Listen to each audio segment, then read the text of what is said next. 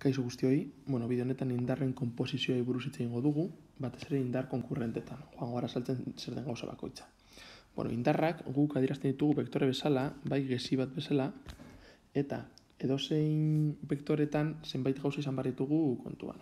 Alde batetik dago norabidea. Bestetik daukagu noranzkoa. Baita ere moduloa eta aplikazio puntua. Baina, orduan, ze izango da norabide? Norabidea izango da geziak ze norabide daukan espazioan. Hori izango zen bere norabidea. Zenbat norabide daude espazioan? Infinito. Vale? Pentsatu gezi hau egon daitekela baita ere honela, egon daitekela baita ere honela, eta horrela infinitu ezberdina egin ditugu, bale? Hori izango da bere norabidea. Bale. Zer da noranzkoa? Norabidea behin ezarrita dagoenean, ikusten dugu hau da norabidea, bi noranzko posible daude. Bat izango da gure geziak daukana, eta bestea izango da kontrakoa. Beraz, noranzkoak egongo dira bi norabide bakoitzeko. Norabide bakoitzeko. Zuek imaginatu errepide bat. Errepide bat zein norabidetan egon daiteke, badozein norabidetan joan daiteke, izan daiteke iparralderantz joatea, hegoalderantz, hego-ekialderantz, nahi duzuen lekura, baina behin errepidea dagoenean, errepide horrek bakarrik izan alditu bi noranzko, edo noranzko hau, edo noranzko hau. Vale? Azkenik, moduloa. Moduloa izango da zenbateko luzera daukan gezi honek. Zenbateko luzera. Zenbat eta luzera handiago izan, orduan eta moduloa handiago izango da. Beraz, moduluak adierazten duena da luzera. Geziaren luzera. Indarretan ari garenez, ni zerbaiteri eragiten baldin badiot indar oso txikia, orduan gezi honen luzera izango zen oso txikia, hau da adierazteko. Indar txikia horrela adierazten dugu. Indar handia horrela adierazten dugu. Luzera aldatzen, bere modulo aldatzen. Eta aplikazio puntua izango da indarrak nonbaiten adierazi behar direla, nonbaiten egin behar direla, ezta? Nik baldin badaukat demagun kutxa bat, hau da nire kutxa, vale?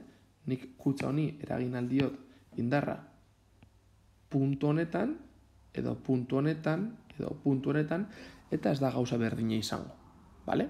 Beraz, aplikazio puntua izango da indar hori, naiz eta indarra berdina izan daiteke, indarra eta berdina, demagun.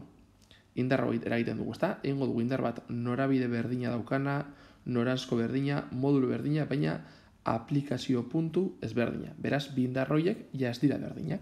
Bale? Beraz, lehenengo gauza da gogoratzea, indar batek, indarrak adierazten direla vektoren bitartez, vektorek izango dira gezitxo hauek, eta hauek badaukat alde batetik norabidea, norabidea daukaten hori da, noranzkoa, ea noranzko batean edo bestean apuntatzen duten, ondoren modula izango da zenbateko luzera, indar txikiak edo handiak adierazteko, eta azkenik aplikazio puntua.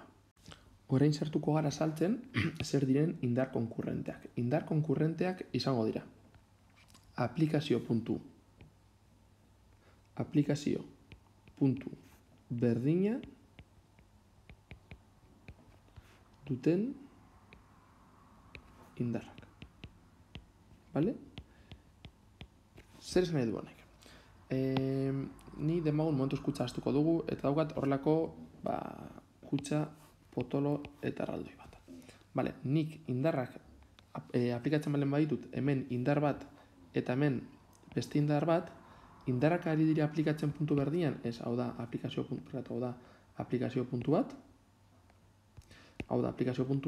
da beste aplikazio puntua, ez da, non aplikatzen diren, non egiten diren indarrak, beraz ez dira berdinak, baina aldiz nik beste indar bat egiten baldin badut, hau, orduan, bai, indar urdina baita gorriare, hauek biak, aneilen artean, indar konkurrenteak dira.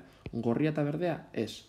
Urdina eta berdea, ez. Bakarrik, puntu berdinan aplikatzenen indarrak, horiek izango dira indar konkurrenteak.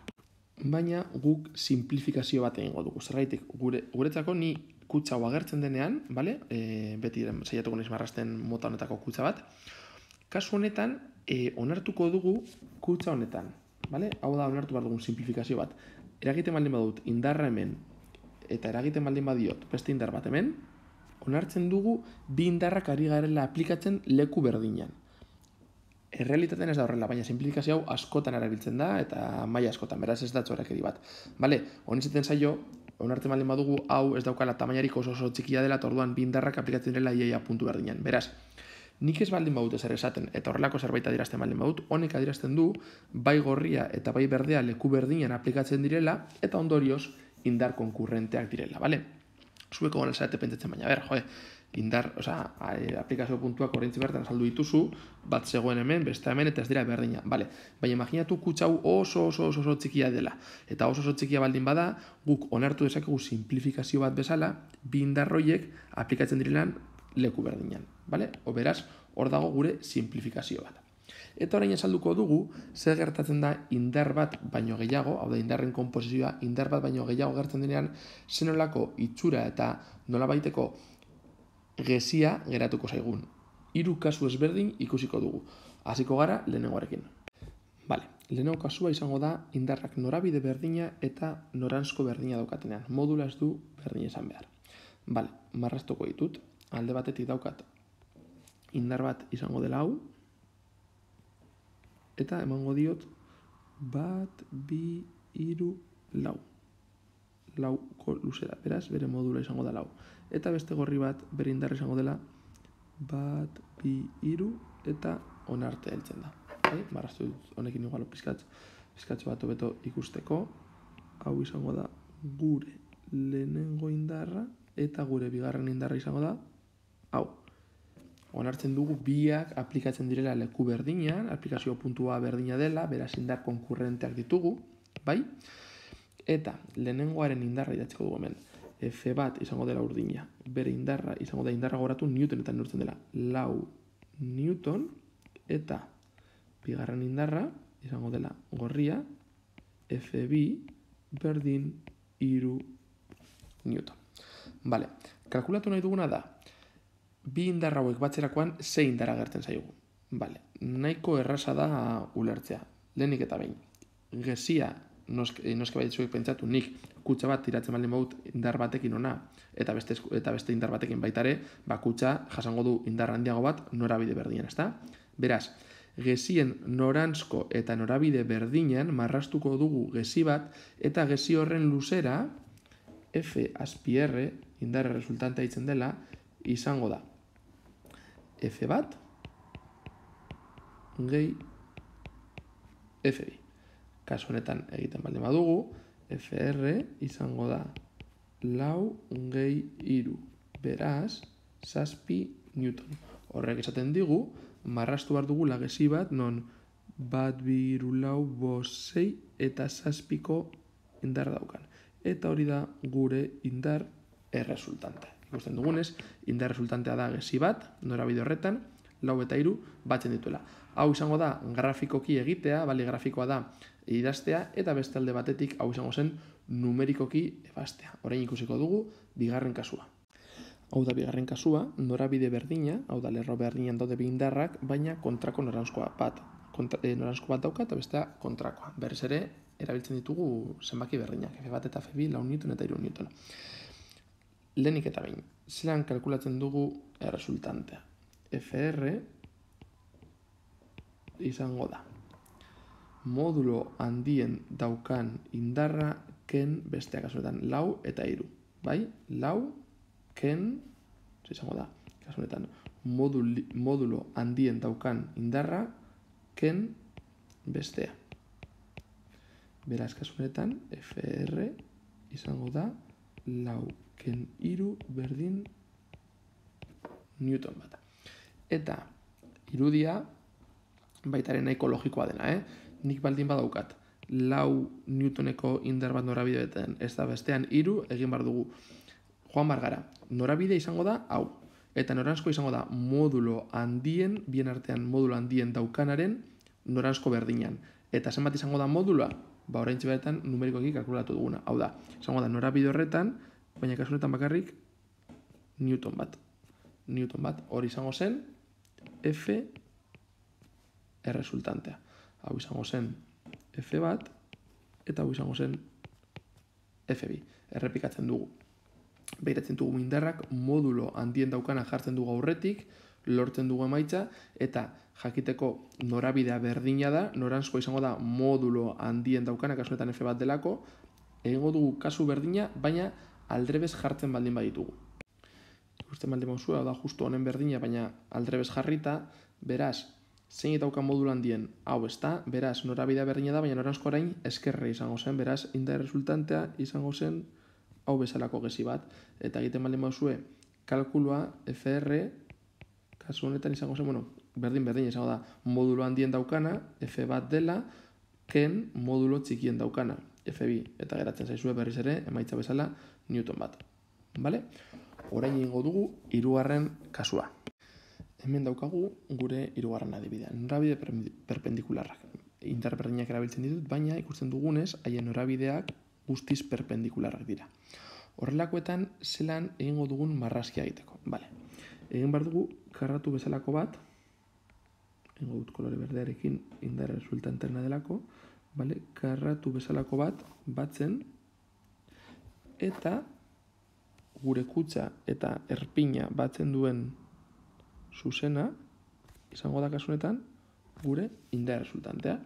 Beraz, grafikoki kalkulatzeko indar resultantea, ikusi duzu egin dugun izan da, luzatzea, hau gora, hau eskumara, eta erpina eta kutxa lotzen dituen geziak, hori izango da gure indar resultantea. Zelan kalkulatuko dugu numerikoki. Fijatzen baldin bazarete, hau, eta, egin dezakegu triangelu bezalako bat, bai, non hurrengoa daukagun. Alde batetik daukagu F bat, beste alde batetik daukagu F2, eta biak.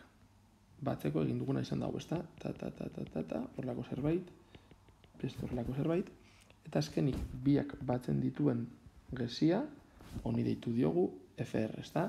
Fijatzen baldin bagara, daukagu triangelu bat, hori esmargoztuko dudana, daukagu hemen triangelu bat, zuzena dena, eta honi deitu aldiogu bere, hau izan daiteke bere lehenengo katetoa, hau bere bigarren katetoa, eta hau hipotenusa. Beraz, kalkulatzeko indar resultantea Pitagoresen teorema erabili beharko dugu. Pitagoresen teorema gora ekarriz, hipotenusa karratura, berdin lehenengo katetoa karratura, gehi bigarren katetoa karratura.